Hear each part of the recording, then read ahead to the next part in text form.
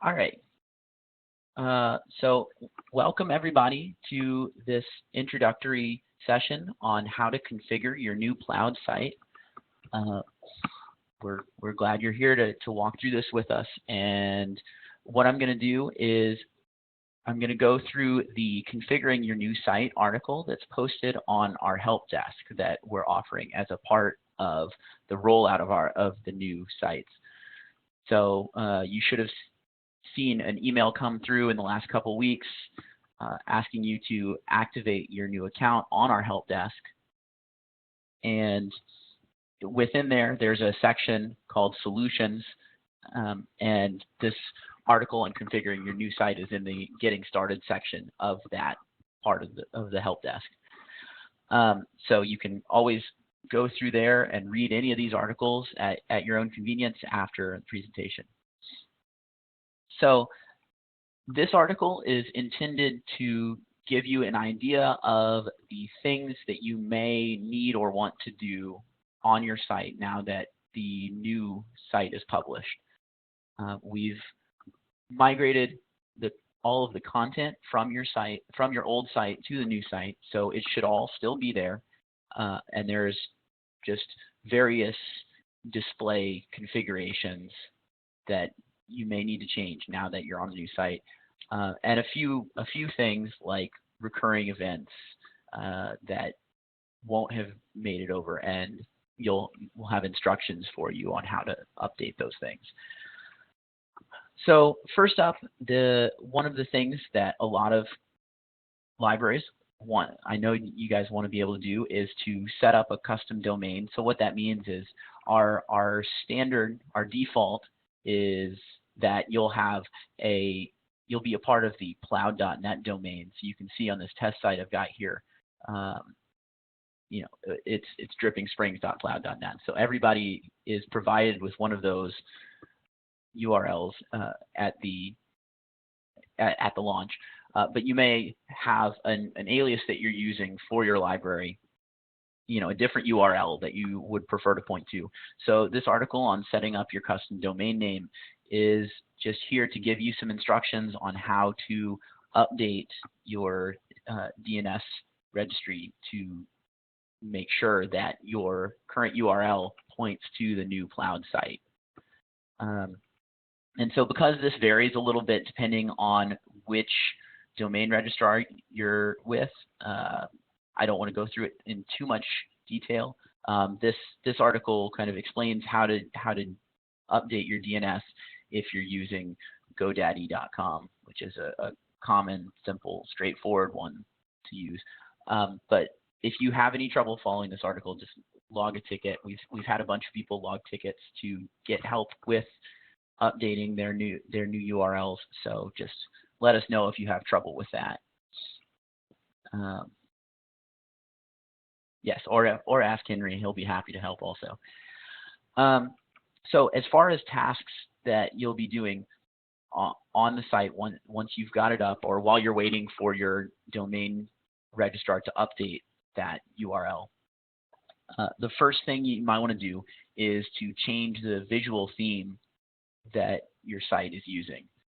And so that's going to control things like what colors your buttons and your portlets appear in, and some items of configuration, like where buttons are, where your login and search buttons are, and all these things. So right now at launch, we have a few different options for you, and those options are available in the site setup theming page. So to get there, you can just go to your site, and you'll have to log in. And you should have gotten your logins from us in an email yesterday. And when you're logged in, you'll see the login button changes to have your username displayed on it. So if you click that, it'll open a drop-down menu with a bunch of options, and you can go right to your theme changer, which will take you to the page that allows you to choose which theme you want to see your website in. And so the differences between the ones that we have offered right now are fairly small, so it won't be a huge difference between the different ones, but you can change through them and see which colors you like, which layout you like best. So right now, this SAS theme is the default that your website will start in, and you can see that it has a deactivate button, and and it's slightly different color, and that indicates that that's the active theme right now. See, it says that right here. So I'm going to activate the Metropolis Seafoam theme by just hitting this activate button, and then it'll say up here in this info message, theme enabled, and I'll just click on the link to go back to the home, and you can see that the site looks a little bit different now. And so that's all, and that's really all there is to it.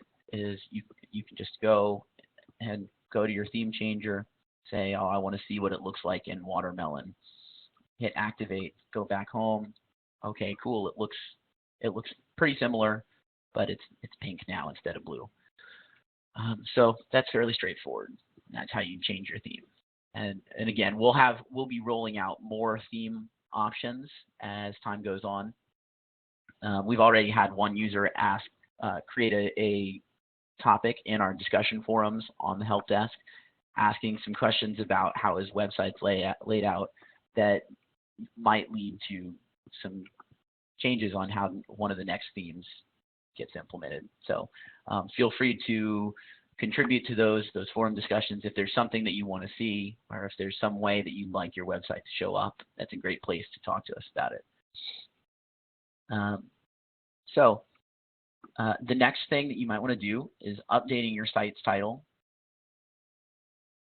So you can see right now there's a prefix because this is one of my testing sites. There's a prefix on the site title, and changing this is straightforward as well. So all you have to do is go again to this admin menu, or the user menu. It says admin for me because that's my username. And you would go down to site setup, and then you'll see an option for site. And if you scroll down, the first thing here will be the site title. And so I can say, oh, okay, I just want to be Fairfield Library. I don't want to be Dean 3 Fairfield Library. And then I click save, and you can see that the title that appears on the site is updated. So that one's pretty straightforward too. The next thing that you might want to do, we have a default placeholder logo on all of your sites, but I'm sure you'll want to change that.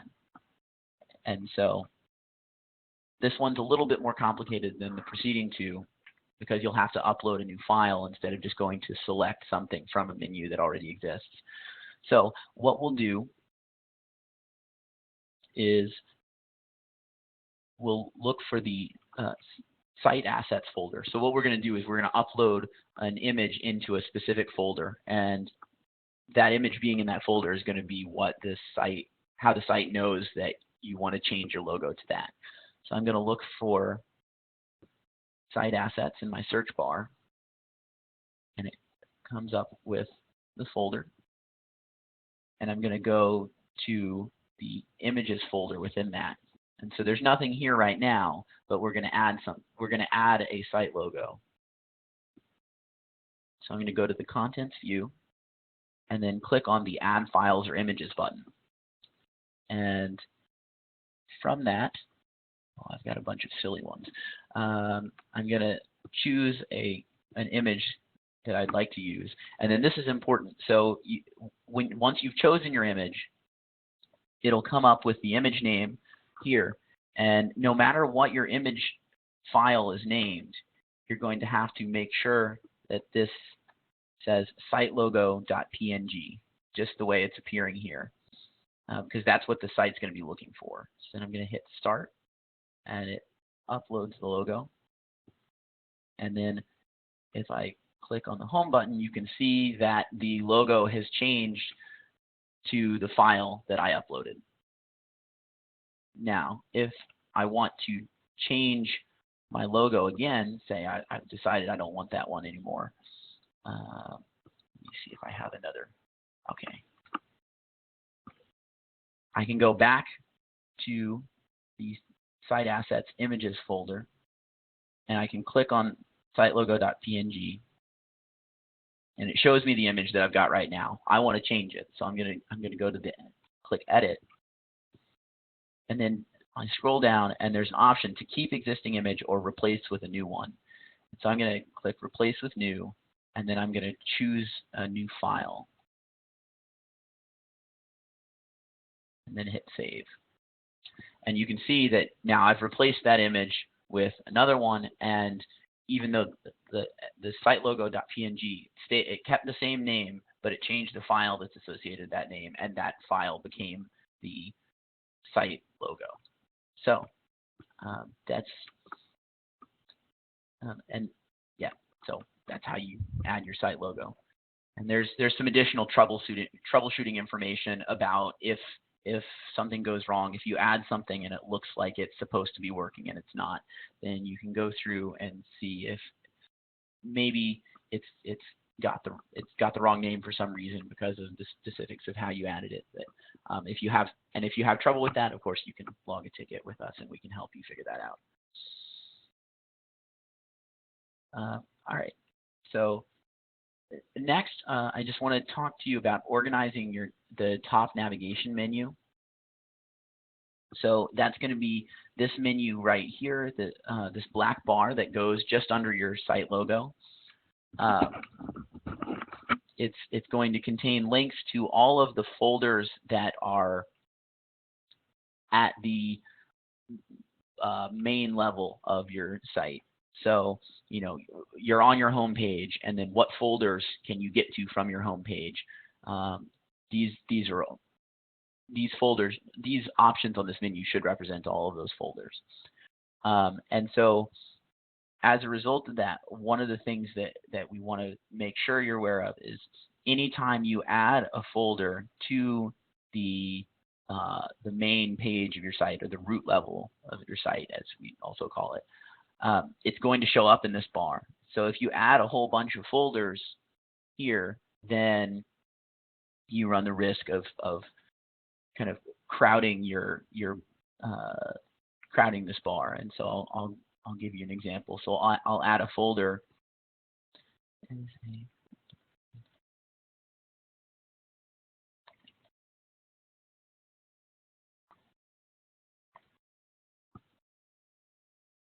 So I'm adding a folder with a really long name, and as you can see, because I added it to the main part of the site, now it's going to show up in the top menu, and it expands it to a second level instead of keeping it all on one line. And so we just want to make you aware that adding new folders at that level can change the way this bar displays, and this is going to show up on every page of your site. So you want to make sure that it's only got things that you want there showing up. Like you want the main links on your site to be up there. So say you have a folder in the main page of your site, and you want to move it. So one of the things that you can do is if you go to the contents view of the main page, you can scroll through and you can find the folder that we just added. You can click the checkbox next to it, and you would hit cut, and then go say I want to add this to the kids and teens folder instead. I want to put it in there instead of the main one. Then I can come down here and I can go to the actions menu and click paste, and you'll see now the top menu bar has been changed so that that folder with the really long name is no longer there, and it's now, if I look at the contents view for my kids and teens folder, I can see, okay, my folder got moved. If it had any contents, then those would have been moved as well. And so that's a way that you can help to clean up the top navigation bar on your site. And again, instructions on how to do that and some tips for what you should think about while you're doing it are included on this article. The next thing that you might want to think about is publishing and hiding folders and content.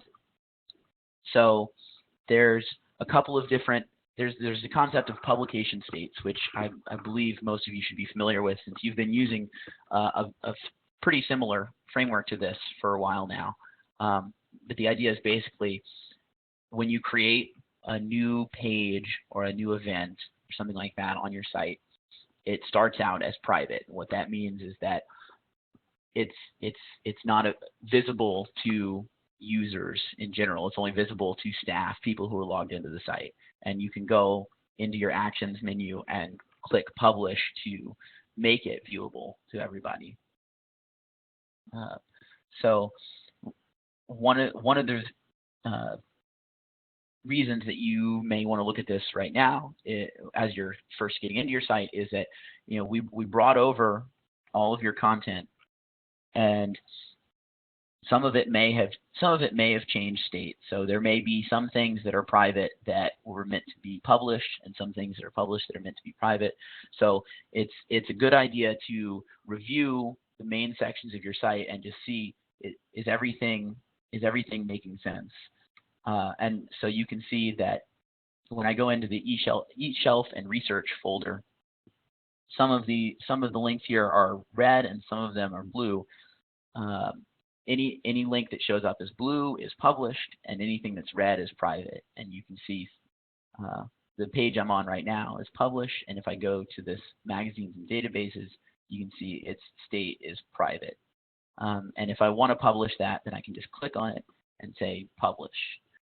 And publish for staff is another option, and that's it takes it out of private, but still requires you to be logged in to view it.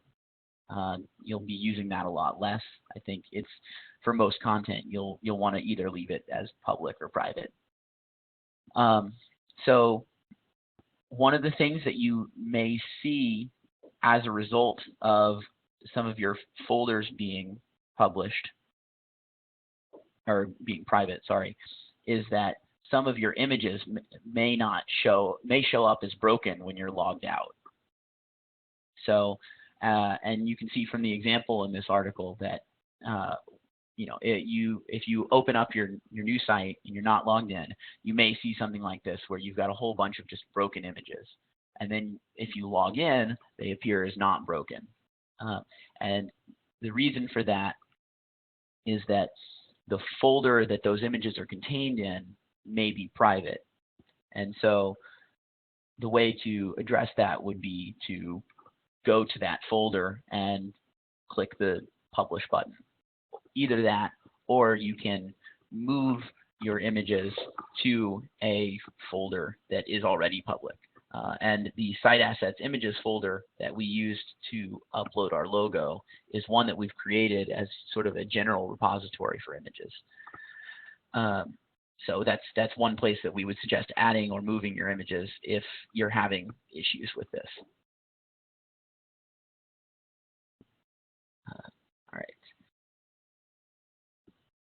And so there you may also see, and there's a couple of different ways that you may see broken images when you first log into your site.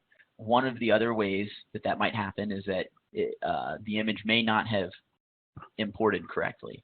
And so what you may see is, again, you'll see a broken image placeholder. And let's see, I think I created one on one of these. Yes. So you may see something like this where a bunch of your images are showing up, and then you scroll down and one of them isn't. And so to fix that, you can go up to the top of your page and go to the edit menu, and that'll allow you to edit the page that you're on. And if you scroll down to the text editor and then find that image, if you click on it to select it, you'll see the Insert Edit Image button change color to indicate that there's an image there. So if I click on that, what I see is there's the site thinks that I'm trying to link to an image that's not on the website, but it's just a file name. So I know that that's not a correct URL. So what I'm going to do is go to this alternative text field where there's a title for it, and then use that title to search for the image. And when I put that in, it comes up with the logo. I can select that and then click insert, and you can see now that it's up. The image is updated. It's correctly resolving now, and I can click save, and then I scroll down here, and the image is working correctly. So that's another. If you've logged into your site and you still see a broken image, that may be what's happening. And let's see. And we can also, so you can also resize images in the case where your images were once the correct size for the content well on your page, but now they may overrun into the portlets. Some of you may see that on your sites when you first log in. What you can do is you can change the size of your images a couple different ways. So again, you'll go to the edit view of your page, and you'll select the image you want to change. Say this one is too big for some reason. If I go to insert edit image, there's a size field here, and right now it says original. And if I open the drop down, there's a number of different options, and I think it's indicating that you may not be able to see this right now. Let's see if I can fix that.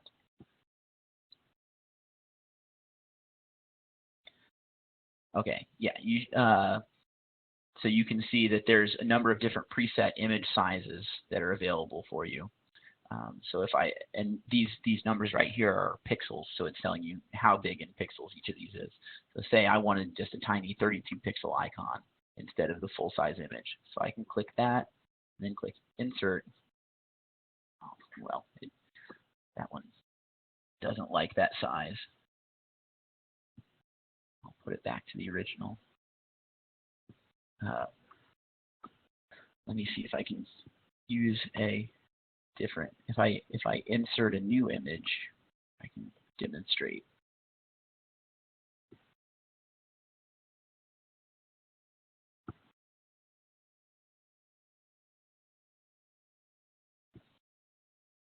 I have a lot of cat photos lying around, so those are what get used when I'm doing this. So as you can see, the image that I'm inserting here is fairly large, and if I want to use a smaller size of it, then I can select a size from that drop down, and it'll make the image smaller.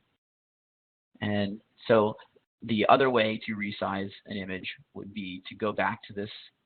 I'm going to go back and set this to its original size. And then while I've got the image selected, I can grab any of the little white square sliders at the edges, and I can just manually click and drag, and you can see that it's got a pixel count here, so I can see how big the image is when I'm done with it. And so either one of those will allow you to resize your image. And then it's the same size there. So we've got a couple more things I want to show you before I open up to questions. The next thing that you'll want to do is check for broken links on your site. So one of the things that we will provided as a part of the migration is an Excel document that's uploaded onto your site, and I'll show you that in just a second, that lists out any links that appear to be broken on your site as a result of the migration to the new system. So I'm going to go up here and search for site assets again.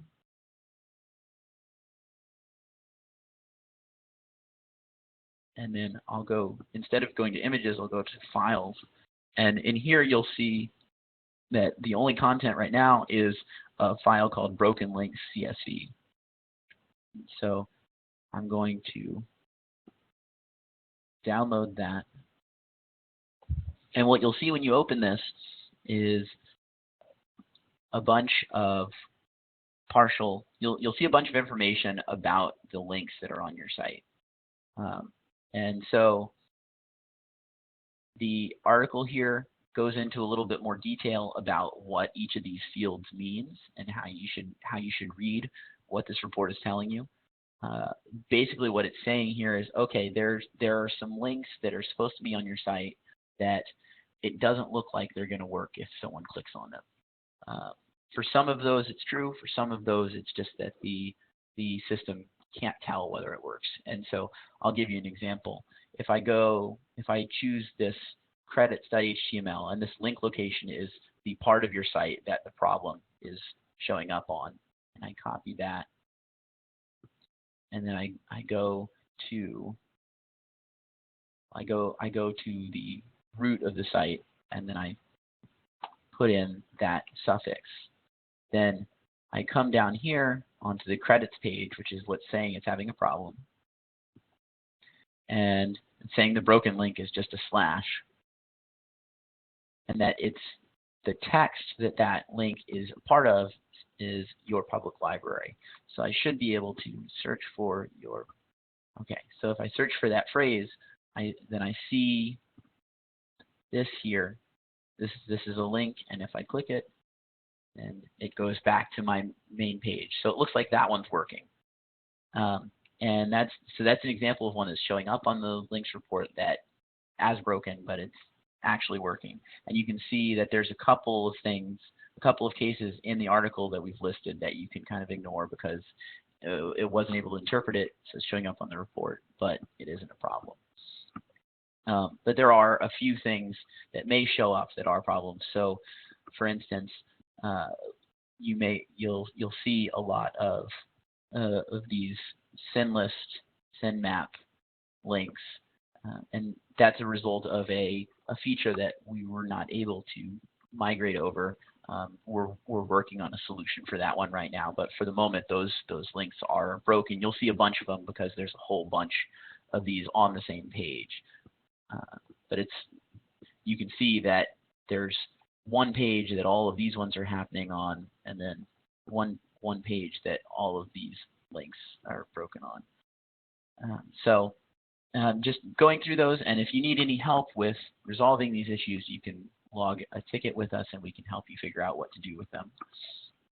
But we do want to make you aware that that broken link report is there, and it's there as a part of helping you get your new site up and running and making sure that everything is working as expected.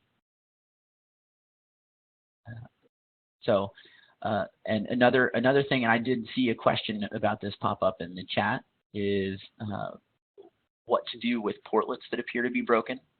And so there's a lot of different options for what you may decide to do in those cases. And there's a couple of different scenarios for what may have happened with those portlets. So there are some things that your old site had on them. Like I know there were a lot of sites that had a random quote generator portlet that was on there that we don't currently support, and so those are not going to show up on your new site. And then there are some things that may show up incorrectly when you first log in.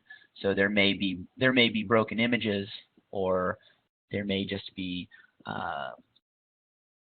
text that appears to be a link and isn't. In a lot of these cases, if the solution isn't obvious, so for instance, if there's a broken image, then the answer would be to edit that portlet the same way you're editing the text and fix that image. But if there's something more confusing wrong, you may want to hide or delete or block that portlet. And this managing portlets article it goes in depth about a number of different problems that you may run into with your portlets and how to kind of address them in general. And the main thing to know is that if you're doing that, the way to get to the portlet management is if you scroll down while you're logged in to the bottom of any page, you'll see this Manage Portlets button at the bottom of the page. And if you click that, it'll take you to the portlet management screen for the particular page or folder that you're on. And from there, you can do a bunch of things, like you can block portlets, and that will, doing that will hide all of the portlets that are on that side of the page. And so if I do that, you can see that now all the portlets that were on the right-hand side of the page have disappeared, and the main content area has expanded out to fill that space. So there's a number of different options for how you can modify the display of your portlets. And if you want to edit something in a specific one, each of these gray boxes represents one of the portlets that shows up on your site, and you can click on the title to edit the text that's in them, and that's for static portlets. For other ones like calendars or event listings or something, there may be other options besides the text editor. So, and again, those are all, there's a bit more detail in the Managing Portlets article and the articles that branch off of it about how to hide portlets and how to block them and things like that. So different things may be appropriate depending on what you're trying to show and what problems you're running into.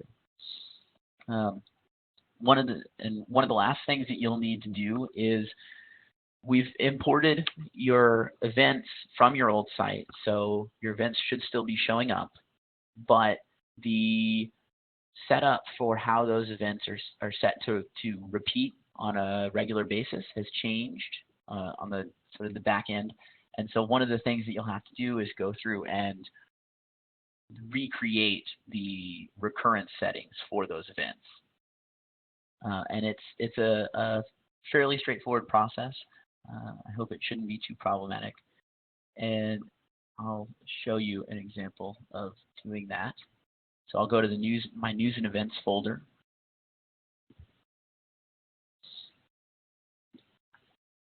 And then I'll go to my library calendar. And I'll look, let's see, I'll look for an event. Okay, I don't have any on here. Let me get into my other site and see if there's one that I can use as an example.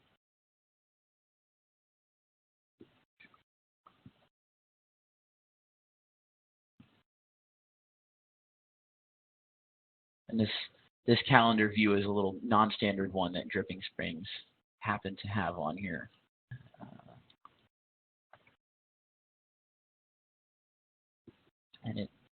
But the standard one should look like this. So most of you should see this or something like it on your sites.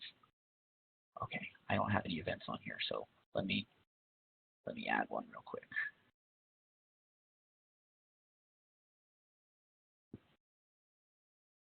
So, and if you do want to add an event, you can click on the Add New menu and click on Event.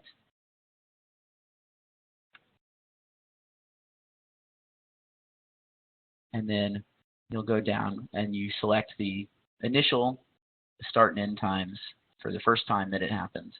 And then you can come down here to where it says recurrence, and you can click add to create a new setting for that recurrence. And you can set whether it repeats on a daily basis or on different days of the week or monthly or yearly, whatever the case may be. And then you can set how many times it repeats, how often it repeats within that interval, and then how many times it repeats or when it ends. And you should see a set of dates that is generated once you've put in those settings. You can remove individual ones by hitting this exclude button right here. And then when you save it, you'll see that the event will list out the dates that the event is occurring on. So if I save that, then you'll also see that the event details page will list out the different occurrence times of that event. So, and you'll need to do that for each recurring event. So things like anime clubs and movie nights and things that may happen on a regular basis at your library. And recreating missing collections. So what that's related to is what you'll see is there's typically a news collection on your site, and a collection is just sort of an automatically updating list of items on your site. So the news collection is something that anytime you create a news item, then the collection will say, oh, there's a new news item, let me add that to the top of the list and display it wherever that collection is shown. And so every one of your sites initially had a collection in their library news folder, and that wasn't imported, and so there's instructions here on how to recreate that. And our staff is actually going through and re-adding some of those, so that it may not be something that you need to worry about. But if you find that one of your collections that you're expecting is missing, we have instructions here for how to help you re-add that. So those are all of the basic configuration topics for your new sites. And again, there's instructions behind these links about gathering information to create issues or create tickets, to ask us for individual help, and how to create forum discussions. So with that, I'll open up, I'll unmute everybody, go out of presentation mode, and see if there's any questions that anybody would like to ask.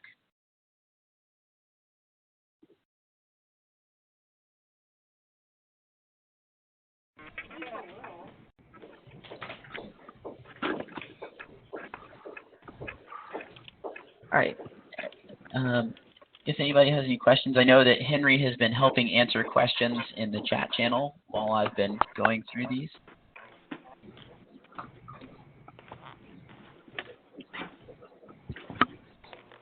I'll just read through those real quick to see if there's any questions. Sarah?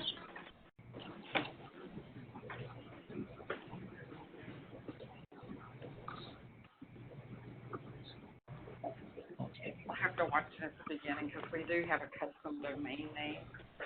And Sam, in answer to your question about your custom domain name, if you have that domain name reserved, then you can just create a support ticket with us in our help desk, and we'll help you get that, and we'll get that registered on our side. And then as you know, we have a couple articles there on setting up your custom domain name if you need help with that section of it. But yeah, you can just log a ticket with us, and we'll help out with that. Yeah.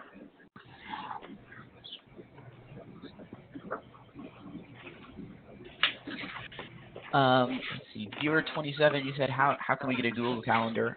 Currently, we don't have any specific integration to pull Google Calendars in to your site, but you may be able to create either a portlet or a page that contains that information, or contains a link to that, or displays it. If you need help with that, then yeah, you can log a ticket on our help desk. And let's see, that one is something that they created on their old site, and it was imported over. I am not entirely sure how they went about creating that, but I can help find that out. If you want to follow up on that outside of this.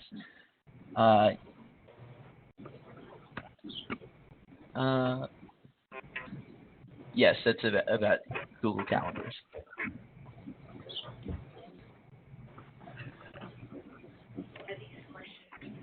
Mm-hmm.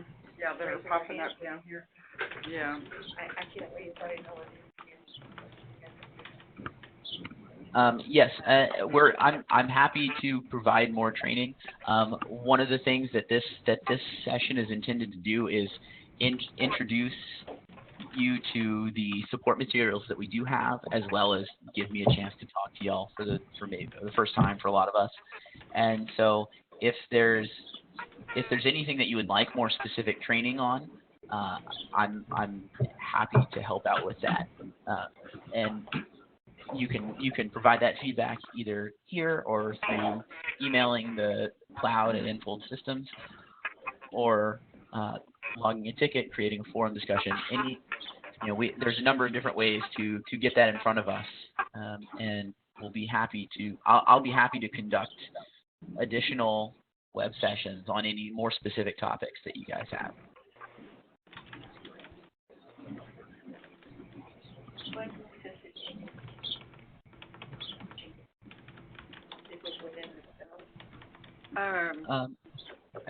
I do believe that there will be a carousel object, or there will be a carousel available for your front page. I don't believe that it's active right now, but let me follow up with our developers to see about when we'll be offering that and what that'll look like. Yeah, I know for sure we have the collection cover on our map for later this summer, but I'd have to double check on the carousel as well, D. Yeah, thanks. Yeah, I'm sorry, my computer is fried right now, so I have no access to any of my files. All right, well, I appreciate you chiming in.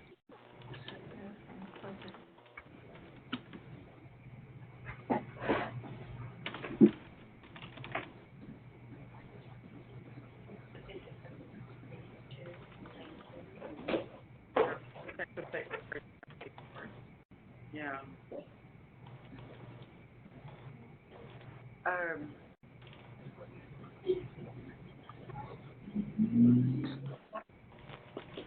Okay. Okay. Well, I'll mute everybody, and then if you guys have further questions, you can ask via chat and see if anybody wanted to.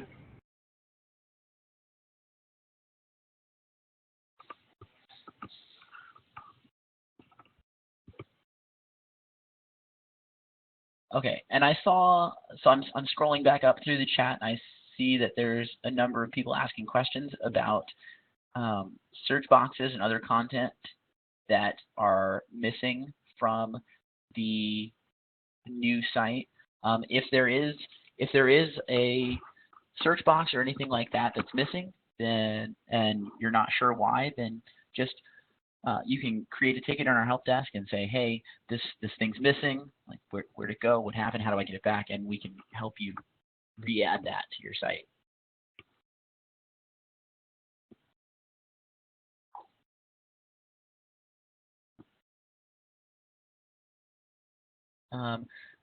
And Becky asked about links to community websites or Facebook pages.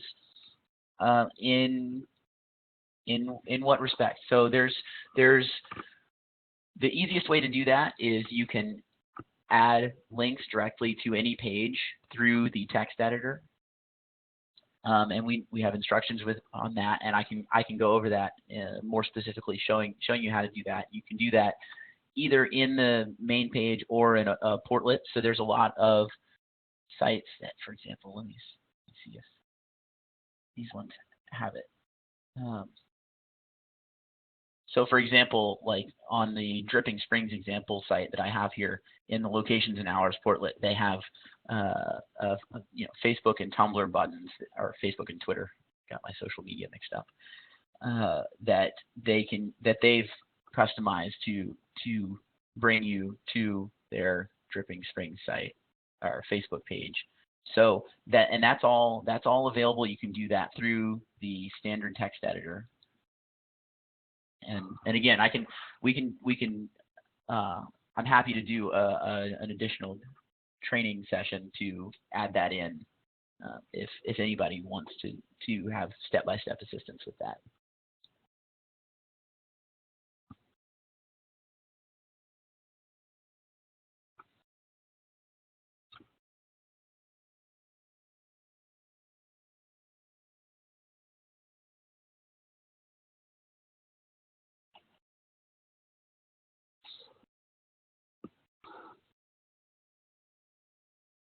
Okay, and I'm open to any other questions that anybody has, and I would just like to plug, if I can.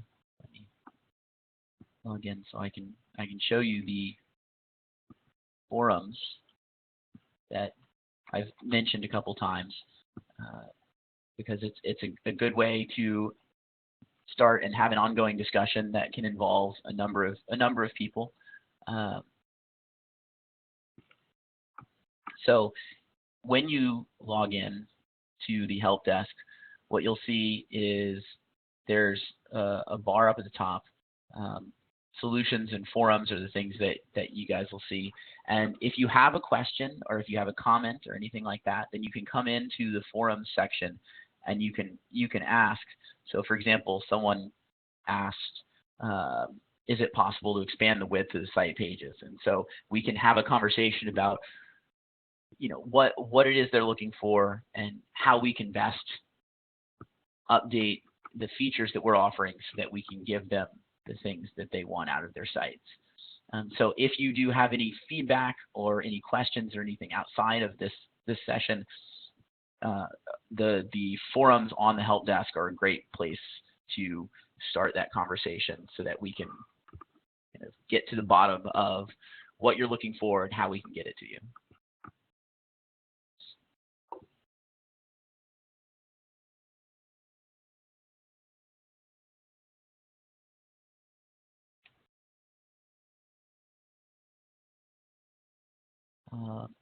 So does anybody else have any questions?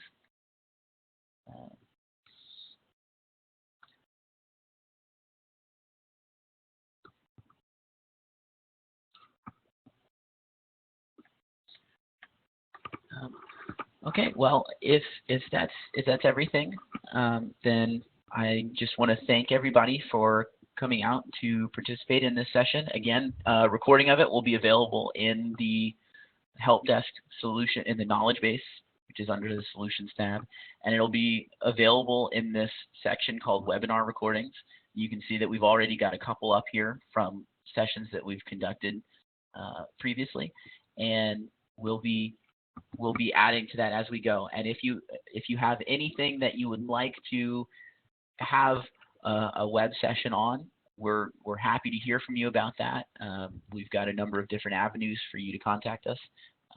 And yeah, I'll be happy to walk you through any processes that you need help with. So thank you for joining us today, and I hope to hear from you soon.